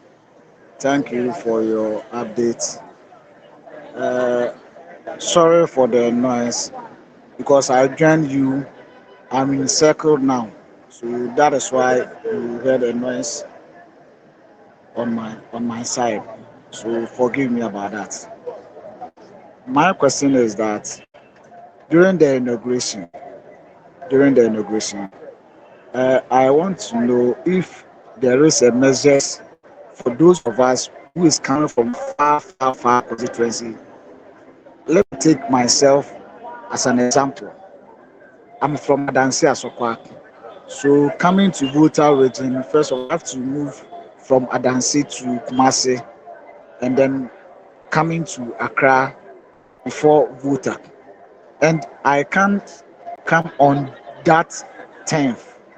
So I want to know if there is an arrangement for us so that we can come early or we can come either on the 8th or on the 9th so that we will meet the time. We will meet the time without lateness. So that is my question I want to ask. Thank you, Honorable. Okay. Thank you very much. That's a very important question. I agree because when you are coming from afar and want to come on that day, it's very stressful from those of you coming from afar. So the arrangement we do is that you already know that you take care of your own cost of accommodation and then transport. As what we can do is that we help you secure a guest house. We have some guest houses that are close that you to be in the vehicle for a very long time before you reach the venue, and they are affordable. So if you want us to aid you secure accommodation, you need to inform us early so that before the 10th, as much as possible, maybe by Tuesday before the Saturday, let us know, those of you who are coming from afar and want us to aid you secure accommodation. Then we can go to the guest house and inform them that we want this number of rooms booked for our people. And as much as possible, if it is that we have to make deposits, then you need to send us the money and we keep it down and secure the rooms for you. So when you come, we'll assign someone to take you to the place and you get your rooms. We'll assign someone to help you to do that. So we need to know. But in the case that it's not only you, we can still work it out for you. And in the case that you are the only one who is getting such arrangement, we don't have a problem. But we don't want last-minute arrangements because at that particular point in time, I in particular might be working on getting the inauguration, activities and putting them forth for things to happen. So I'll assign someone to look at the accommodation issues. Yeah. So if you want such an arrangement, you need to inform us ahead, so that we can prepare and then secure accommodation for you as well. Thank you.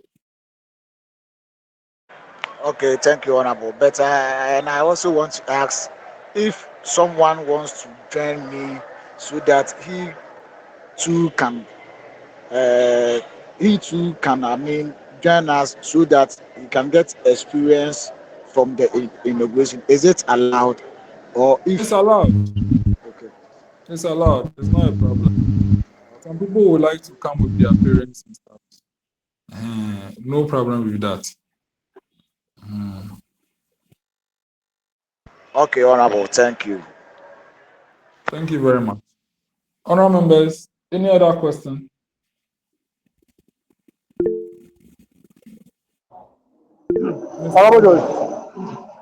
Yeah. A second, Honorable Manu, you have a comment? So to what the honorable woman just said, honorable woman in Adensia Sakwa, I'm currently in Kumasi. I'll be leaving Kumasi on the 9th. That is on the Friday in the morning. We have direct car from Kumasi to Ho. Yes. So I want to put it across. I don't know how your status will be like, but if it is possible, if you could join me Friday early in the morning so that we can set off together from Ho, sorry, Kumasi to Ho. I mean, I'm equally coming from. Okay, honorable. Thank you for. So after the call, we can take my number back to then we discuss how possible we can be able to make the journey easy. Rather than going to Accra and coming all the way down to Ho, it will be long journey and cost wise. But from Ho, we have a direct car from Kumasi to Ho. Okay, honorable. Thank you. I get you. Thank you very much. Yes, right, Honorable Isaac.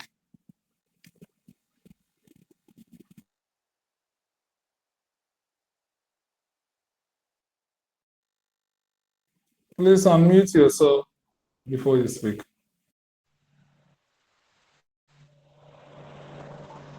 Hello, it went silent. I don't know if I'm called. Yes, you raised your hand again. Yeah. Okay. I have. It's a clarification from Honorable Kabna. I don't get the full name. And what Honorable Amanor just also finished with. Honorable Kabna was asking is I don't know if he wanted to ask people can come with you to observe or they come in on that. Yes, please. Willing to join parliament. I want to be clear on that. Are they coming as observers or they come out to the members of parliament? I think you give the answer as yes. He can come even with parents and that stuff. I understand that one. But if on the day somebody has not registered online and wants to join you, come to that setting and be recognized or be registered as a member, is that also allowed? Oh, okay. So I think your question is in a different phase than his.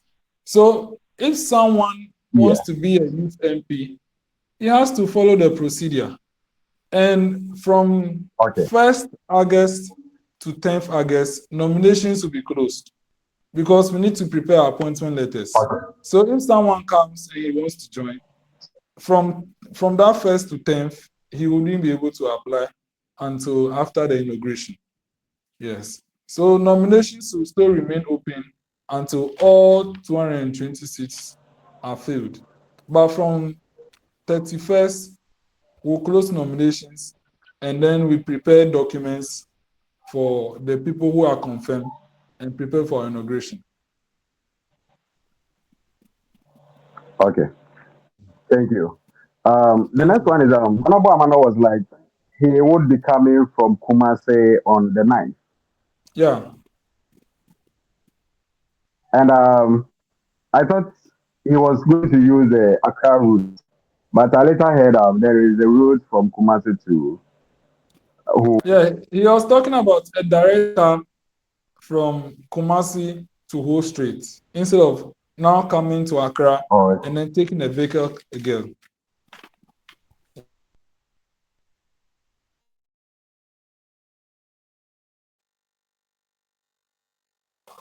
Okay. Okay. So direct car, but it will be passing through. Meaning there is no Konongo. So I'll be interested to have joined there. That is what I'm asking. If they will be passing through Konongo, then maybe I link up with him too and see well.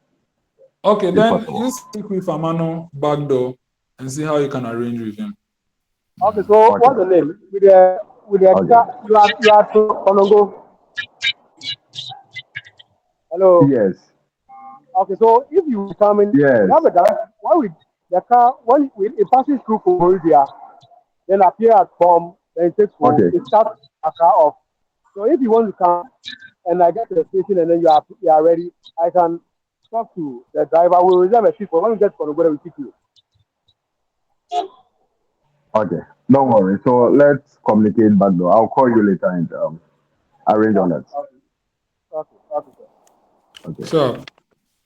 Honorable members, any other question?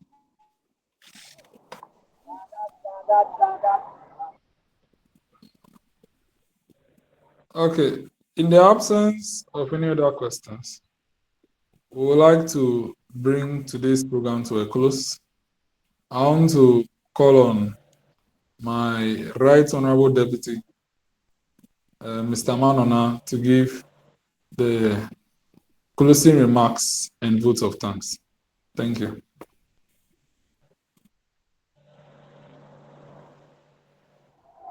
Okay, so I thank you all for availing yourself and participating in this particular orientation. I'm sure it has been helpful.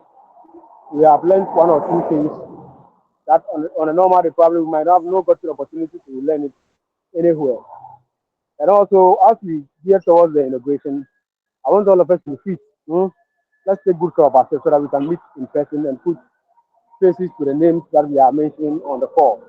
Notwithstanding that, I thank everybody, thank God Almighty for this opportunity. I thank you all. Thank you very much. Before the closing prayers, let's just hear a short remark from Honorable Adam Osman. Honorable, the floor is yours.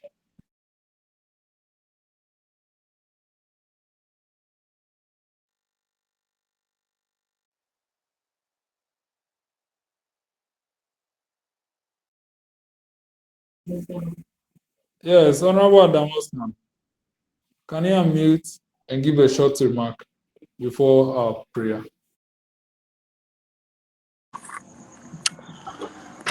Hello, good evening, everyone. Good evening.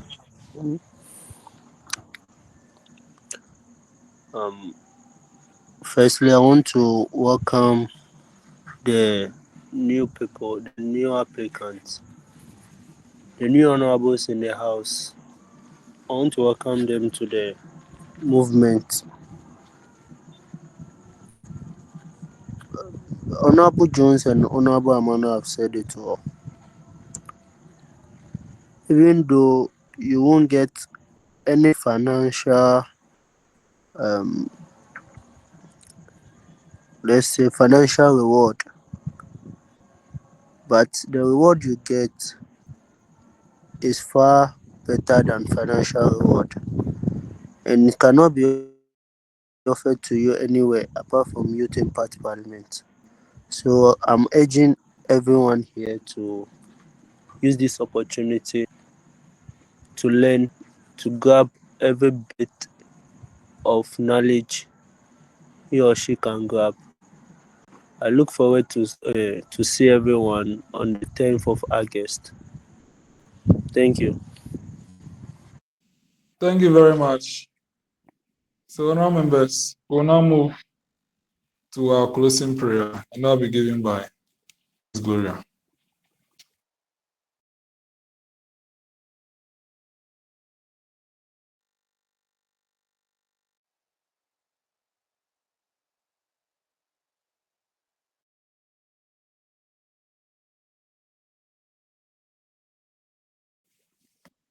Yeah. Thank you all for your time. Shall we close our eyes for the closing prayer? Dear God, thank you for your guide. Thank you for guiding us. May our attention reflect your wisdom and love. Bless us as we go our way separately. In Jesus' name we pray. Amen. Amen.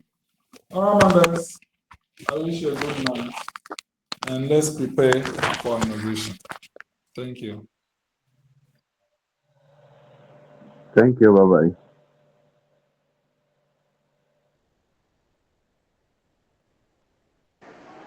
Thank you. Bye bye.